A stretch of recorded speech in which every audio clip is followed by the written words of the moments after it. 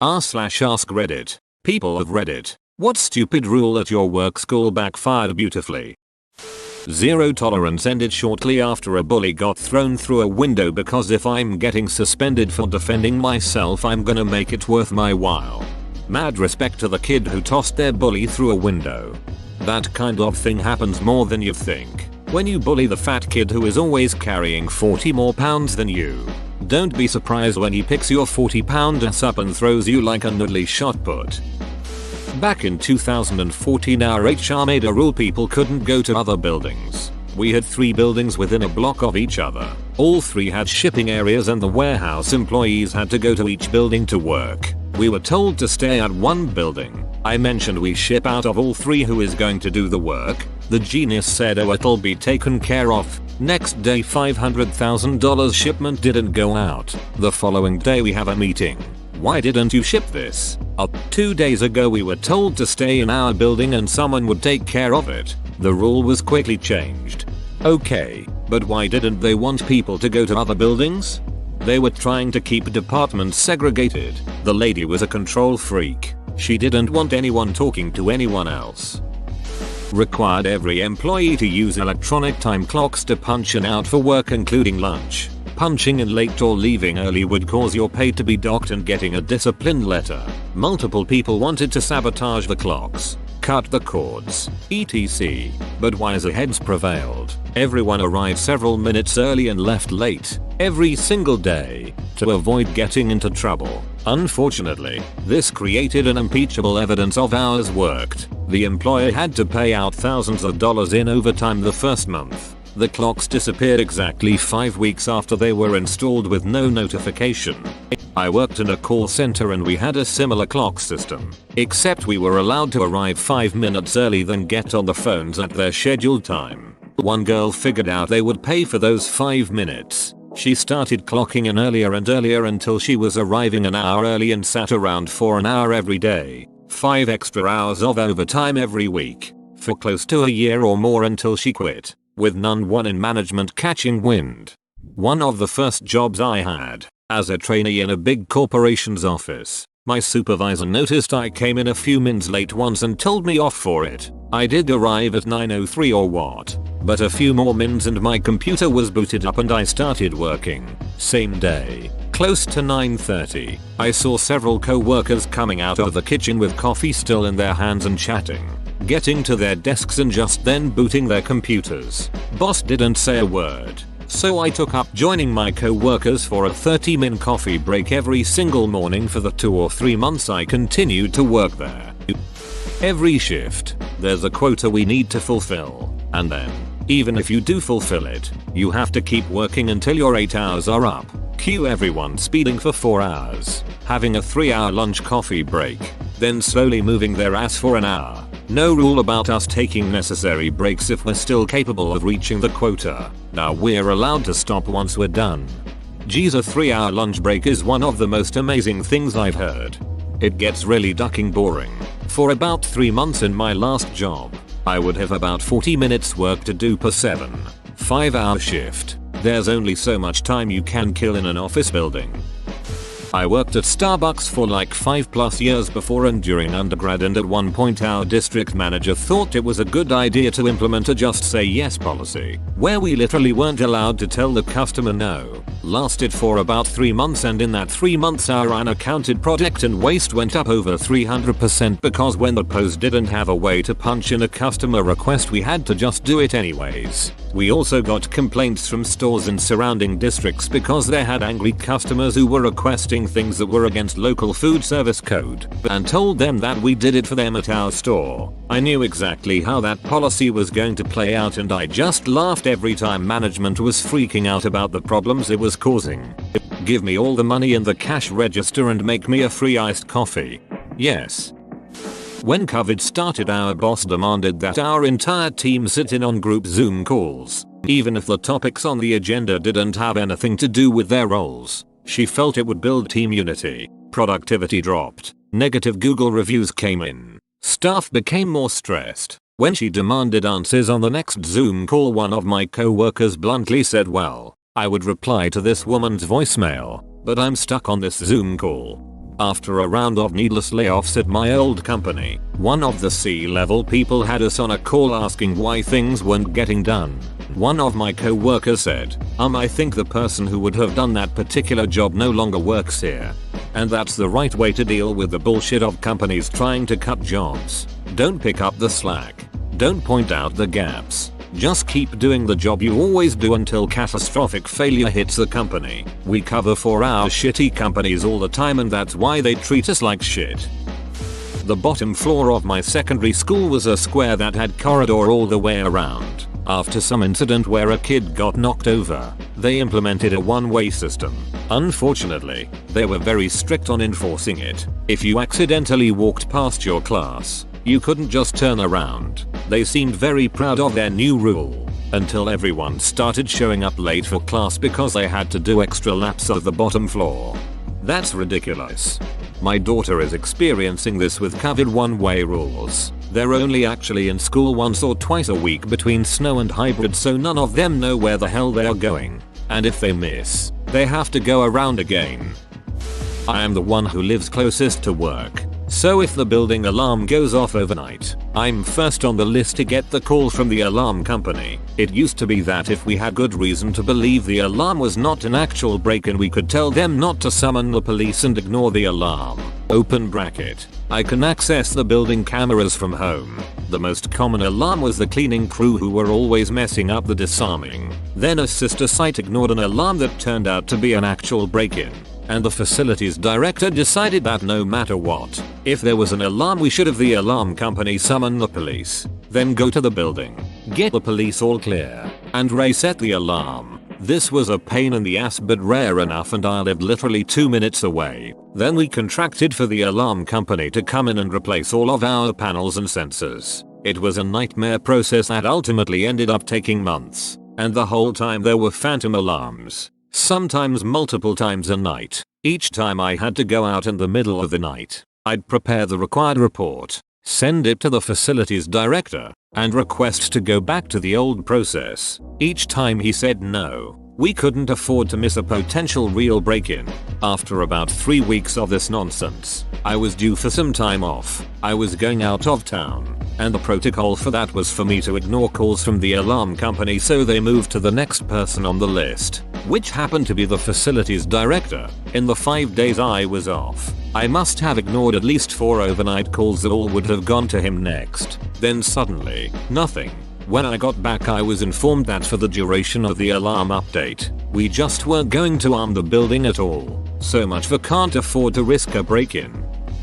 A long while back, but my school banned the color pink because a bunch of students were wearing it one October and they thought it was a gang thing. It was for Breast Cancer Awareness Month. The rule didn't go well for them.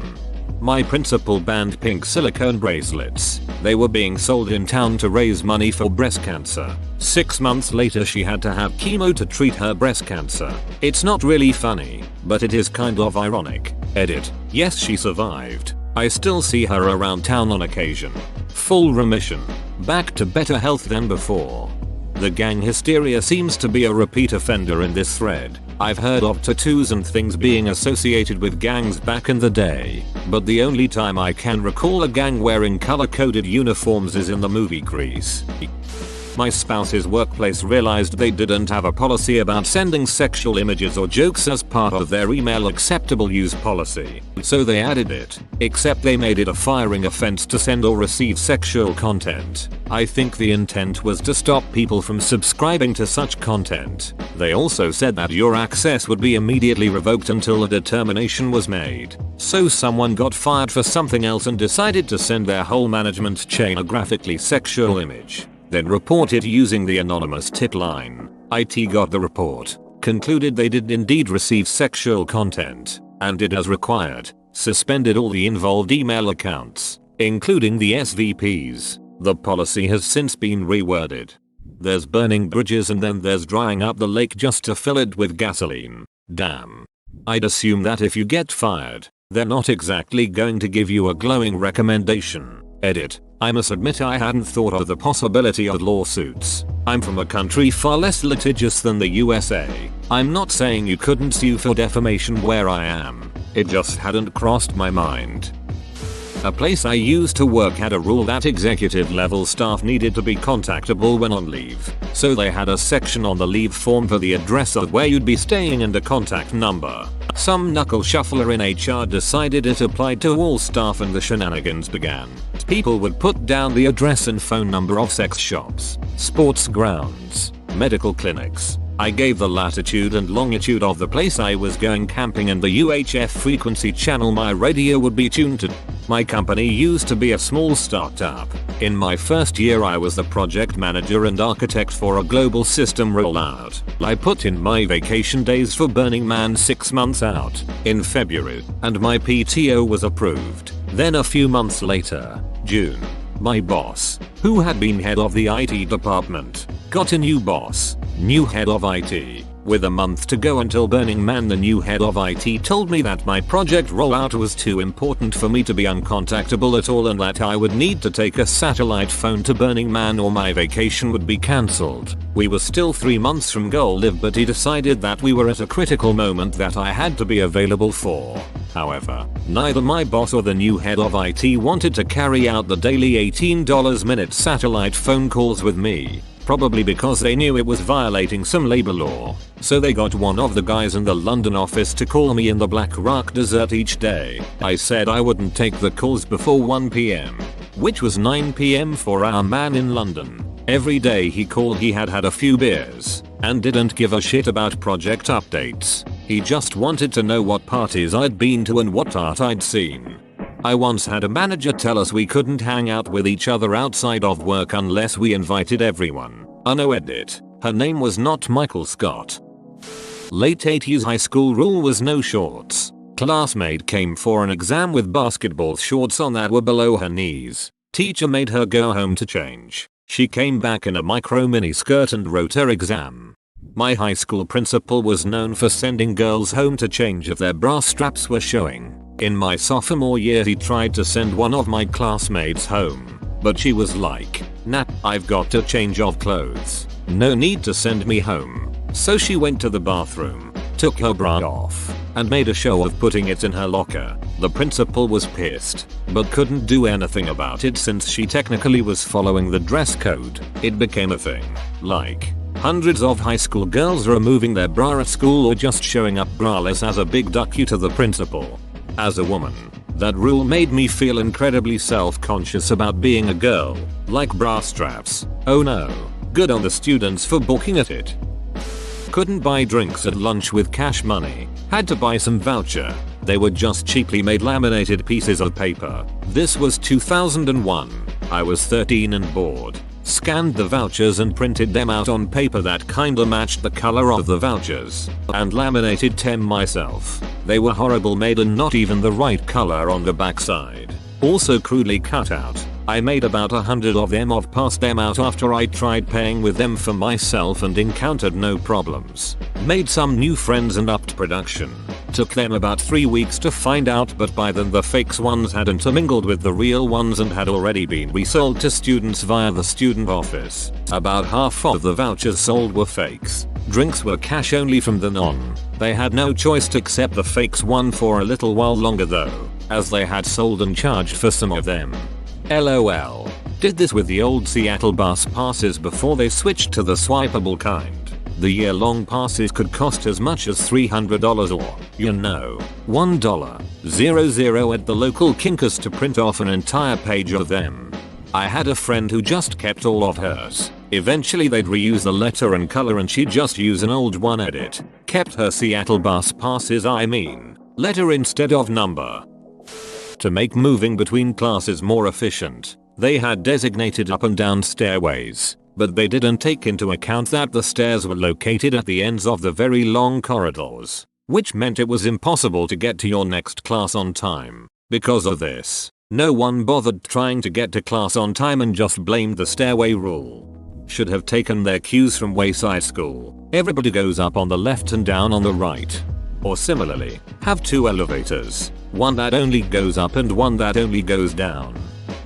Not really a rule, but a change in policy. I used to work for a major beer distributor as a delivery driver. They decided to start using less glue in the packaging to save money. We're talking a few cents per package. As a result, breakage during distribution increased drastically, causing them to eat a lot more damaged product. It caused such a large loss in profit that they quickly changed course. Edit. Since everyone is making guesses about which company I worked for, it was Anheuser-Busch, but it seems this is a common trial period for many beverage distributors. Been there. Some accountant at my oldest job, though they were a genius, switching our aircraft grease with automotive grease on rotating equipment that runs from 3,000. Okay, up to 50,000 revolutions per minute. Not even close to okay. Saved several $100 per case that first month. Fused the shafts on 3040 turbo compressors the same month. Not to mention the hundreds of production units in storage that has to be disassembled and degreased, then regressed and reassembled, all while we were already doing record OT. Sounds like a decision an engineer or technician should make, not an accountant. Or do I not understand what accountants do? Students used to smoke in the toilets, so headmaster decided to lock all male toilets except one. 5 places in one. Now my school had around 700 students, out of which around 300 were male. Everyone realized that it became impossible to go to the toilet quickly. Result? Some guys went in one and defecated in all trash cans. A lot. No one found them, but all the other toilets opened up immediately. Edit. For clarification, this happened in Eastern Europe. My middle school in Canada closed all the boys' toilets but one after a few delinquent kids started stringing up toilet paper everywhere and flushing paper towels to clog the toilets. They actually boarded up the doors of the closed restrooms. This persisted for a few months until some parents stormed in as a group one day and verbally dragged the principal's tits over some coals. The others reopened, but the principal made an announcement encouraging children not to use them if possible for the sake of the janitor. Ridiculous. I went to a strict Catholic school with uniforms. The kids in 4th 8th grade had to wear belts until we got a new principal who made it mandatory for all the kids in the school to wear belts. Many bathroom accidents from kindergartners, 1st and 2nd graders later, and complaints from parents. Of course, the principal rescinded her addition to the dress code. More recently, this principal was fired for embezzling money from the school. I bet she also owned the only belt store in town. You can't speak a foreign language at work unless you're a certified translator in that language. We had a guy in a customer service position that spoke Spanish as a second language. Yep, his regular Spanish speaking customers were confused as to why he could no longer speak to them in Spanish, because they knew he was fluent. Eventually Jay explains to them, in English, that they made it against the rules for him to speak Spanish. They weren't happy about that. In medicine we have a similar rule, but it only applies to official updates and documents. Many people speak Spanish, but you need to have an official medical interpreter for consents and whatnot. It's a liability thing. In medicine it makes sense because having a limited medical proficiency means you could misinform the patient. Also, people who aren't fluent enough to pick up the nuances of a second language might not realize that the patient isn't actually understanding what's being said to them, even if they nod along. While a certified and trained interpreter is taught to watch for this. This makes sure that the patient understands the message being communicated to them rather than them just hearing medical gibberish in their language. It makes sense for very important conversations, as you stated. While the lawyers make it about liability, the interpreters understand it's about effective communication. No more swipe cards to get in the building. From now on, it's going to be fingerprint sensors. That was 2 weeks before COVID-19 happened. So stupid. Kids already had to remember to bring books, stationery, lunch money, and because of the pandemic, a mask and hand sanitizer. Now they are expected to remember to bring their fingers too. Edit. Sorry, I'm an idiot. I realize now they only need to remember one finger. He'd packed all his money, his pens and his mask, his books full of queries and questions to ask, his ruler, his pencil was waiting below. He looked at his hands and he whispered, "Oh no." Back in the early zeros, my high school implemented a policy that you had to wear your red tag at all times. If you didn't have it on, you were sent home. So many students lost their tag to go grab food or skip a class. We were the only graduating class to wear them all 4 years. The policy ended soon after. I worked at a language teaching center where the lessons are pre-planned by the curriculum, and on weekdays we often only have 2-3 hours of classes sporadically spread out through the afternoon evening. The management were pretty chill when I started, and people just planned their lessons in bulk, which basically entailed checking your schedule and printing out the required unit session worksheets, and just showed up 10 minutes before to deliver the lesson. On weekends we'd have full 10-hour workdays. Apart from that we'd have the odd training session or faculty meeting, but otherwise you could basically go home or go do whatever you wanted between lessons. All the provided apartments were within 10 minutes walking distance of the center, so this was pretty ideal. The nice managers left, and the new management were a-holes who started scheduling mandatory office hours where we had to be in the center with absolutely nothing to do. There'd be a 12 o'clock staff meeting and my next lesson would be at 4-6 p.m. and then 3.5 bullshit office hours in the middle. When we asked them what we should do, they said think about your teaching methods. Basically bullshit dong-waving. A bunch of the other teachers starting watching movies on the projectors in the spare classrooms. I brought in my Switch. Some people would just straight up go nap on the beanbags in the reading nook. The thing was, there was literally no busy work they could generate, and soon it was apparent to everyone, especially prospective new students and parents, how unprofessional and awful it made the center look. The managers embarrassingly just stopped scheduling and enforcing these office hours. Go find something to do. The battle cry of the useless shitty manager. If you have time to lean.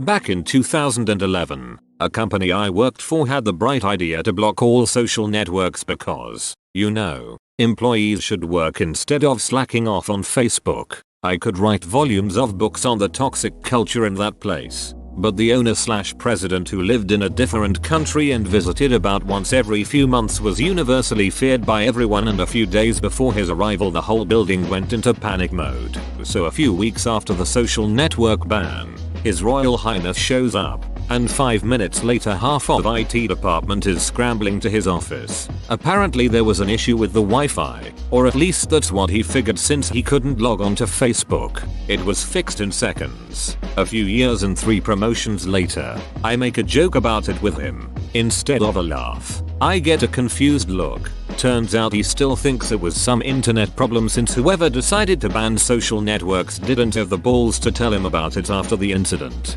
Facebook, Twitter and LinkedIn were all blocked by IT at my company a few months ago after some other massive IT issues. Now it makes it really hard for my department, marketing, to do anything. My boss has to fire up the hotspot on his phone and do things with his laptop if we want anything posted to social media. Edit. I should have noted that my boss's phone and laptop are paid for by the company, but we also have a marketing coordinator who works remotely that does the bulk of social media postings. In our company we have an exceptions filter for our marketing people to let them access this stuff. Surprise you guys don't have this. I was working as a medical assistant at a private practice medical clinic. Our clinic manager wouldn't allow the new receptionist to drive to the bank to deposit cash. Made her walk carrying the money bag so that she couldn't drive away with the money. Bizarre, I know. That went on for a few weeks. Then the receptionist was mugged and over $1,000 in cash was stolen. She was allowed to drive after that. Instead of having the risk of one person stealing the cash, who worked for them and who they had all her personal identifying information, they made the risk anyone out and about who may steal. Basic risk avoidance or reduction logic would have been good to use when they were thinking that one up. Edit. I've never seen so many upvotes before. Very cool. Thanks Reddit. : Also, I fixed the typo in identifying as it was killing me. People who were caught wandering the halls or skipping classes were sent straight home. Similarly, when I was in high school, I once got suspended for ditching school too many days in a row. Whoa, you made it to the end? You're a ducking beast. I'll cut you a deal. Smash like and subscribe for more curated content, bruh. It's free and that's a great price.